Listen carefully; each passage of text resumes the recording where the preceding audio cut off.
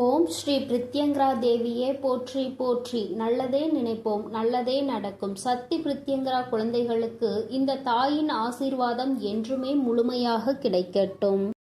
அன்பு குழந்தையே, இன்று உனக்கு சற்று வித்தியாசமான பதிவினை உன் தாயானவள் கொண்டு வந்திருக்கின்றேன்.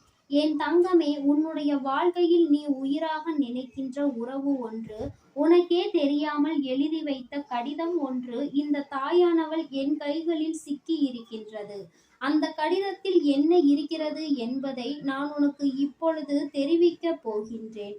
அதை நீ தெரிந்து கொள்ள வேண்டிய நேரம் இப்பொழுது வந்திருக்கின்றது. அதனால் என் பிள்ளையே, அந்த கடிதத்தில் என்ன எழுதியிருக்கிறது என்பதை நான் உனக்கு இப்பொழுது வாசித்து காண்பிக்கின்றேன். என் தங்கமே, நான் சொல்லும் பொழுது ஒன்று உனக்கு மனதிற்குள் சந்தோஷம் வந்திருக்கும், இன்னொன்று உனக்கு சற்று பயம் வந்திருக்கும். அப்படி அதில் என்னதான் இருக்கும், என்ன எழுதியிருப்பார்கள்? நமக்கு தெரியாத ரகசியம் ஏதேனும் இருக்கின்றதா?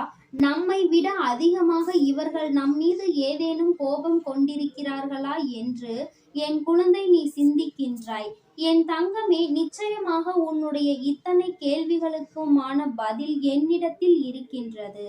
நான் இன்று இந்த தாயானவள் உனக்கு தருகின்ற இந்த வாக்கினில் நிச்சயமாக உன்னுடைய உயிரான உறவானது உன்னை பற்றி என்ன நினைத்து கொண்டிருக்கின்றது என்பதை நீ தெளிவாக புரிந்து கொள்ளப் போகின்றாய்.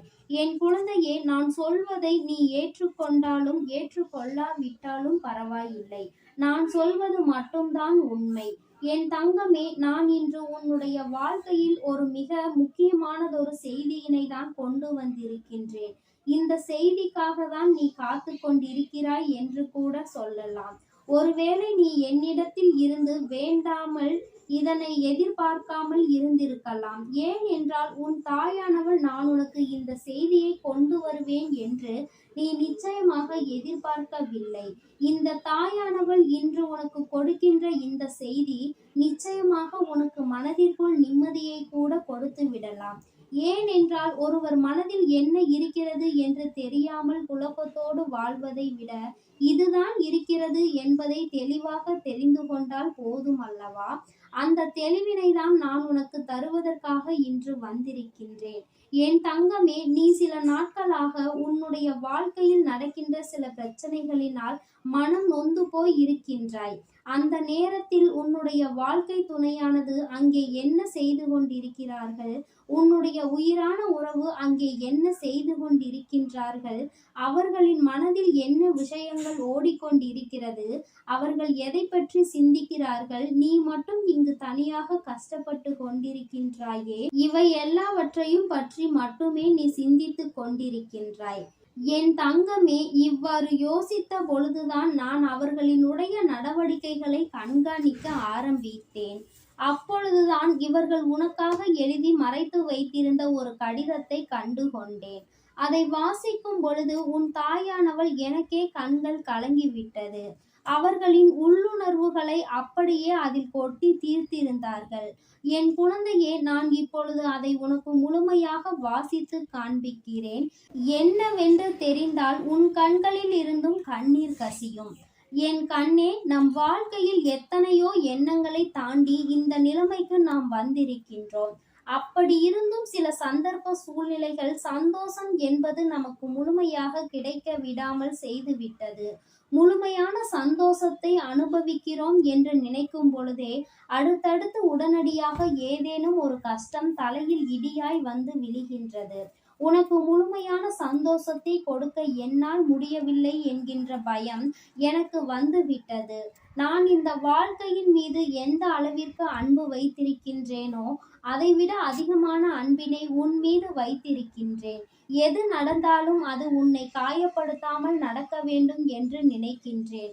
எத்தனையோ கஷ்டங்களை தாங்கும் பொழுது உனக்கு தெரியாமல் நான் மட்டும் தனியாக தாங்கிக் கொள்ள வேண்டும் என்று நினைக்கும் பொழுது ஏதோ ஒரு சந்தர்ப்பத்தில் அது உனக்கு தெரியும்படி ஆகிவிடுகின்றது.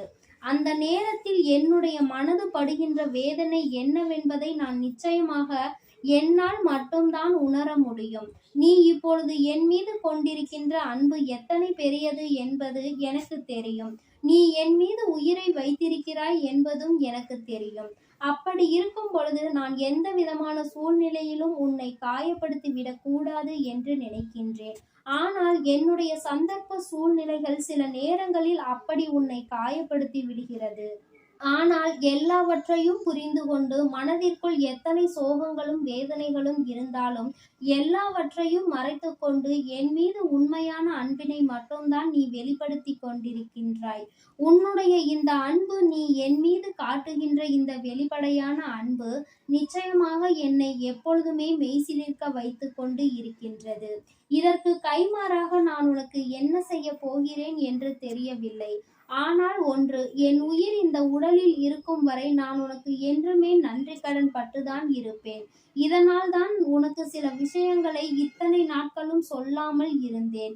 இந்த கடிதத்தில் எழுதி நான் மறைத்து வைத்து விடுவேன். இது ஒருபொழுதும் உனக்கு தெரிய போவது கிடையாது. ஏனென்றால் என் மன உணர்வுகளை நீ தெரிந்து கொண்டால் நீயும் வேதனைப்பட்டு விடுவாய். ஆனாலும் இதை என்னால் யாரிடமும் பகிர்ந்து கொள்ளாமல் இருக்க முடியவில்லை. யாரிடம் சொல்வது என்று தெரியாமல் நானே எழுதுகிறேன். என்னுடைய உணர்வுகளை இந்த காகிதத்திடம் தெரிவித்துக் கொண்டு இருக்கின்றேன். எனக்கு எத்தனையோ கஷ்டங்கள் வந்த பொழுதெல்லாம் அதை நான் சாதாரணமாக தாங்கிக் கொண்டேன். ஆனால் இப்பொழுது என் வாழ்க்கையில் வந்து கொண்டிருக்கின்ற கஷ்டமானது என்னால் தாங்கிக் கொள்ளவே முடியாத அளவிற்கு எல்லா பிரச்சனைகளும் என்னை மட்டுமே தாக்கிய பொழுது அதை எதிர்த்து நின்று போராடிய நான் இன்று என்னோடு சேர்ந்து நீயும் அதை தாங்குகின்றாய் என்று நினைக்கும் பொழுது என்னுடைய மனது அதிகமாக வேதனைப்படத்தான் செய்கின்றது. அதனால் நீ முதலில் மனம் வேதனை படக்கூடாது. என்னுடைய ஒரே ஒரு லட்சியம் என்ன தெரியுமா?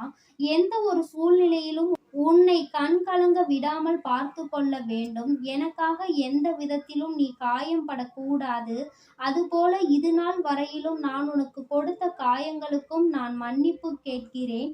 இனிமேல் இதுபோல எந்த ஒரு தவறும் இந்த வாழ்க்கையில் நடந்து விடாதபடி நான் பார்த்து கொள்கிறேன். ஒருவேளை என்னையும் மீறி நான் ஏதேனும் தவறுகளை செய்ய நினைத்தால் கூட நிச்சயமாக நீ என்னை மன்னித்து விடுவாய். ஏனென்றால் உன்னுடைய அன்பு என்னுடைய அன்பை விட மிகவும் பெரியது. அதை புரிந்து கொண்டதால் தானே உன்னிடம் நேரடியாக பேச முடியாமல் இது போன்ற கடிதத்தில் எழுதி கொண்டிருக்கின்றேன். நிச்சயமாக என்னுடைய உணர்வுகள் என்னவென்று நீ தெரிந்து கொண்டால் நீ கண்கள் கலங்கி விடுவாய். என் மீது நீ கொண்டிருக்கின்ற அன்பு எந்த அளவிற்கு இப்பொழுது பெரிதாக இருக்கின்றதோ அது மட்டும் ஒரு நாளும் குறைந்துவிடக் கூடாது. அது குறைந்து விடும்படி நான் நடந்து கொள்ளவும் மாட்டேன். இது நான் உனக்கு தருகின்ற உறுதி வாக்கு என்றும் உன்னுடைய அன்பில் மட்டுமே நான் இருக்க விரும்புகிறேன். நீ என் அருகில் இருந்தால் எனக்கு வேறு எதுவும் தேவையில்லை. எந்த ஒரு உறவுகளும் என் வாழ்க்கையில் எனக்கு தேவையில்லை.